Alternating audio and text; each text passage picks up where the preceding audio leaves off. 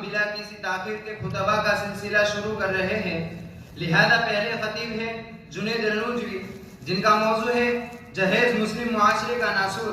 وہ آئے اور اپنے متعینہ عنوان پر تقریر پیش کریں۔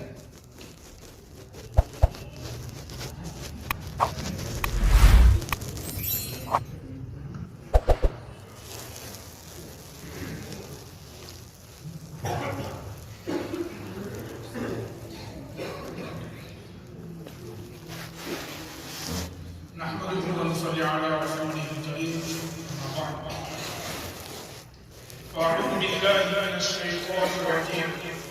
بسم الله الرحمن الرحيم. ومن يتعد حدود الله فأولئك هم الظالمون. صدق الله العظيم.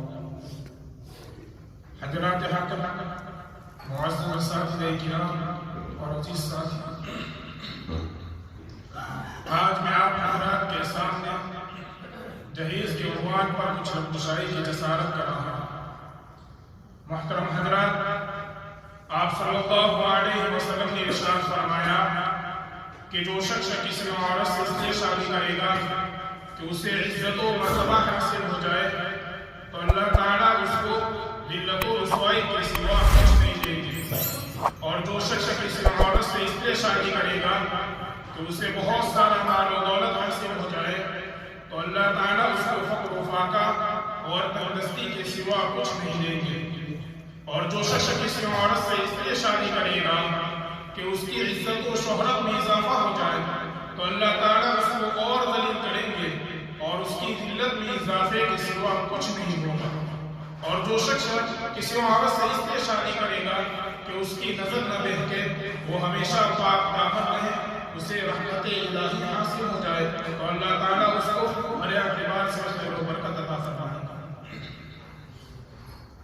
محترم حضرات، اس حدیث سے واضح ہو گیا کہ جہیز کی لالچ میں نکاح کرنا آدمی کو فقر و فاقہ اور تندرستی کے حوالے کر دیتا ہے۔ جہیز کی طمع کرنا آدمی کو ذلت و رسوائی کے بازار میں بیچ دیتا ہے۔ دوستو، شریعت اسلامی میں جہیز دینا جائز ہے، مگر اس کی حقیقت کو سمجھنا بھی ضروری ہے۔ مذہب اسلام میں جہیز تحفہ اور ہدیے کی حیثیت رکھتا ہے۔ باپ اپنی بیٹی کو کچھ ضروری سامان دے دے تو اس میں کچھ حرج نہیں، مگر لینے والے کو اعتراض کرنے کا حق نہیں، مانگنے کا ادھیکار نہیں، سوال کرنا جائز نہیں۔ مگر آج اسی جہیز کے نام پر ہماری بہنوں اور بیٹیوں پر ظلم و زیادتی کی جا رہی ہے، انہیں مارا پیٹا جا رہا ہے، انہیں گھر سے باہر نکالا جا رہا ہے، بے عزتی کے ساتھ پھانسی کے پھندوں پر لٹکایا جا رہا ہے، ان پر تیل چھڑک کر جلایا جا رہا ہے، صرف اس بنیاد پر کہ اس معصوم نے بیشتہ جہیز کے ذریعے ان کے دل کو خوش نہیں کیا، اس معصوم نے جہیز کی فہرست کو مکمل نہیں کیا۔ کسی شاعر نے موجودہ حالات کی ترجمانی کرتے ہوئے کیا کہا کہ کل آنگن میں ایک لاڈلی جل رہی تھی، کل آنگن میں ایک لاڈلی جل رہی تھی، ابے جس کے ہاتھوں میں مہندی رچی تھی، خطاؤں میں خطا اس دلہن کی رہی تھی، خطاؤں میں خطا اس دلہن کی رہی تھی کہ جہیز کی فہرست میں بھی کچھ نہیں تھی۔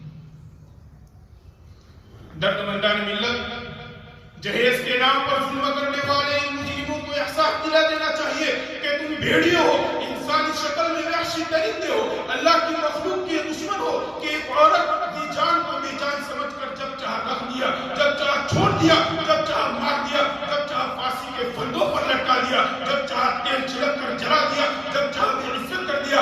ارے حقیقت اور تکلیف اس وقت معلوم ہوگی جب یہ معاملہ تمہاری بہنوں اور بیٹوں کے ساتھ ہوگا۔ محترم حضرات، جہیز مانگنا مسلمان کی شان نہیں، در حقیقت ایک غیروں کی تہذیب ہے جسے مسلمان بڑے فخر کے ساتھ اپنا رہا ہے اور ایک مروجہ رسم بن چکی ہے۔ حقیقت سے اس رسم کا کوئی تعلق نہیں، اور یہ بات جہیز مانگنے والوں کی آنکھوں سے اوجھل ہو جاتی ہے کہ اس جہیز کی بنا پر کتنی بہنوں کا سہاگ اجڑ چکا ہے، کتنے خاندان تباہ و برباد ہو چکے ہیں، کتنے غریب والدین ان گریز مناظر کی تاب نہ لا کر اس دنیا سے چل بسے ہیں۔ جی ہاں، اس جہیز کی دہشت کی آگ نے غریب اور معصوم بچیوں کی زندگیوں کو جلا کر خاکستر کر دیا اور ان کے ارمانوں کا گلا توڑ دیا۔ ارے ذرا غور تو کرو کہ عورت اللہ تعالیٰ کی وہ نعمت عظمیٰ ہے جس کا مقام قرآن نے وَقَرْنَ فِي بُيُوتِكُنَّ وَلَا تَبَرَّجْنَ تَبَرُّجَ الْجَاهِلِيَّةِ الْأُولَىٰ کہا۔ آج وہی عورت دفتروں، دکانوں، शॉपिंग सेंटरों में गैर मर्दों के सामने जो चार हो रही है, मुझे बताओ इस बापर्दा और खुशबूदार को घर से निकलने पर किसने मजबूर किया? तुम ये कहने पर मजबूर हो जाओगे कि गरीब वालिदैन अपने वसात के वक्त इस मासूम के हाथ नहीं रख सकते, लिहाजा ये खुद अपने लिए सामान्य जहेज फराहम कर रही है। फिर शादी के चंद अय्याम गुजरते हैं और ये खबर आने लगती है कि जहेज की कमी की वजह से ससुराल वालों की ज्यादती बढ़ती जा रही है, तो कभी इस मासूम को रुकना नजर बना दिया गया। सामीन किराम, मैं आपको फानी बदायूं का वाकया सुनाना चाहता हूँ, जिन्होंने अपनी लाडली बेटी को बेपनाह जहेज दिया था, यहाँ तक कि अपना घर भी सामान्य जहेज में दे दिया था। फिर शादी के चंद अय्याम के बाद फानी बदायूं को इत्तला मिलती है कि ससुराल वालों ने मजीद जहेज के मुतालबे को पूरा न करने पर उनकी लाडली बेटी को कत्ल कर डाला।